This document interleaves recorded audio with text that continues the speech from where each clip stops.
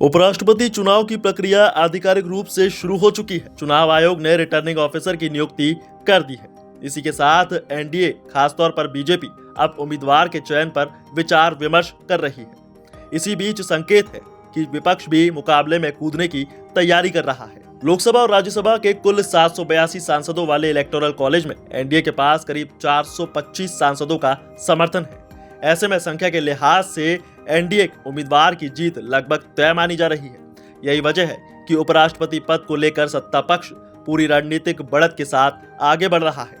दरअसल जगदीप धनखड़ ने संसद के मॉनसून सत्र के पहले दिन 21 जुलाई को उपराष्ट्रपति पद से इस्तीफा दे दिया था। इसके बाद ये पद रिक्त हो गया है। उपसभापति हरिवंश फिलहाल राज्यसभा की अध्यक्षता कर रहे हैं। आपको बता दें कि बीजेपी की कोर टीम ने भले ही अब तक औपचारिक चर्चा शुरू नहीं की है, लेकिन पार्टी और उसके सहयोगियों के बीच ये तय है कि राय बनती हुई नजर आ रही है और इस बार धनखड़ जैसा प्रयोग नहीं दोहराया जाएगा। संगठन से जुड़े अनुभवी और राजनीतिक रूप से भरोसेमंद चेहरों को प्राथमिकता दी जा सकती है। दरअसल धनखड़ ने 1991 में जनता दल से अपने राजनीतिक जीवन की शुरुआत की थी। बाद में वो कांग्रेस से जुड़े और फिर बीजेपी में शामिल हो गए। हालांकि सक्रिय राजनीति में उनकी भागीदारी सीमित रही। सुप्रीम कोर्ट के वरिष्ठ अधिवक्ता के रूप में काम करते हुए उन्होंने बीजेपी का ध्यान खींचा। इसके बाद उन्हें 2019 में पश्चिम बंगाल का राज्यपाल नियुक्त किया गया और तभी 2022 में वो एनडीए के उपराष्ट्रपति पद के उम्मीदवार बन गए। राज्यपाल के रूप में उनका कार्यकाल ममता बनर्जी सरकार के लगातार टकराव के चलते सुर्खियों में रहा।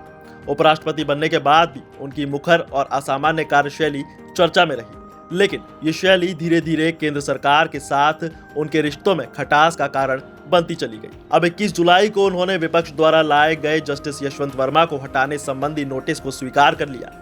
इसे लेकर सत्ता पक्ष में नाराजगी देखी गई और लोकसभा में चल रही द्विदलीय सहमति की कोशिशें लगभग पटरी से उतर गई। इसके कुछ ही घंटे बाद उन्होंने पद से इस्तीफा दे दिया। हालांकि बीजेपी और उसके सहयोगी दलों के कई नेताओं का मानना है कि इस बार पार्टी पारंपरिक और राजनीतिक रूप से भरोसेमंद उम्मीदवार को सामने लाएगी। वहीं बीजेपी अपने किसी वरिष्ठ नेता को नामित कर सकती है। जेडीयू सांसद हरिवंश का नाम भी संभावित उम्मीदवारों के चर्चा में। राज्यसभा में उपसभापति के रूप में 7 साल से कार्यकाल में उन्होंने सरकार के साथ अच्छा तालमेल कायम किया है। वहीं गौरतलब है कि उपराष्ट्रपति राज्यसभा के पदेन सभापति होते हैं और संसद की कार्रवाई को सुचारू रूप से संचालित करने के साथ साथ सरकार के विधायी एजेंडे को दिशा देने में महत्वपूर्ण कदम उठाते हैं। लेकिन अब तक बीजेपी नीति केंद्र सरकार ने प्रमुख संवैधानिक पदों पर सहयोगी दलों को अपेक्षाकृत कम प्रतिनिधित्व दिया है। हाल ही में टीडीपी नेता गजपति राजू को राज्यपाल बनाए जाने को अपवाद के तौर पर देखा जा रहा है। अब एक बीजेपी नेता का कहना है कि जब पार्टी के भीतर ही बातचीत शुरू नहीं हुई है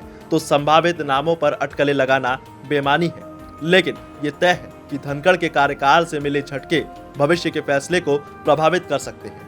उधर बिहार में अक्टूबर-नवंबर में होने वाले विधानसभा चुनाव के और अगले साल पश्चिम बंगाल, तमिलनाडु, केरल और असम जैसे बड़े राज्यों में चुनावों को देखते हुए सामाजिक और क्षेत्रीय समीकरण भी उम्मीदवार चयन में अहम भूमिका निभा सकता है। वहीं विपक्ष की ओर से भी संकेत दिए गए हैं कि वो चुनाव में उतरने को तैयार है, भले ही नतीजा कुछ भी हो। लेकिन विपक्ष एक राजनीतिक संदेश देना चाहता है। 2022 में भी विपक्ष ने मार्गरेट अल्वा को उम्मीदवार बनाकर एनडीए प्रत्याशी धनखड़ के खिलाफ चुनाव लड़ा था। वहीं चुनाव आयोग ने शुक्रवार को एक बयान जारी करके बताया कि कानून एवं न्याय मंत्रालय से परामर्श और राज्यसभा के उपसभापति की सहमति के बाद राज्यसभा सचिवालय के महासचिव पीसी मोदी को उपराष्ट्रपति चुनाव के लिए रिटर्निंग ऑफिसर नियुक्त किया गया है। इसी के साथ गरिमा जैन और विजय कुमार को सहायक रिटर्निंग ऑफिसर नियुक्त किया गया है। तो अब आपको क्या लगता है कि आने वाला उपराष्ट्रपति कौन होगा? अपनी राय हमें कमेंट में जरूर दें। फिलहाल इस खबर में बस इतना ही। ज्यादा अपडेट्स के लिए जुड़े रहिए इन खबर के साथ।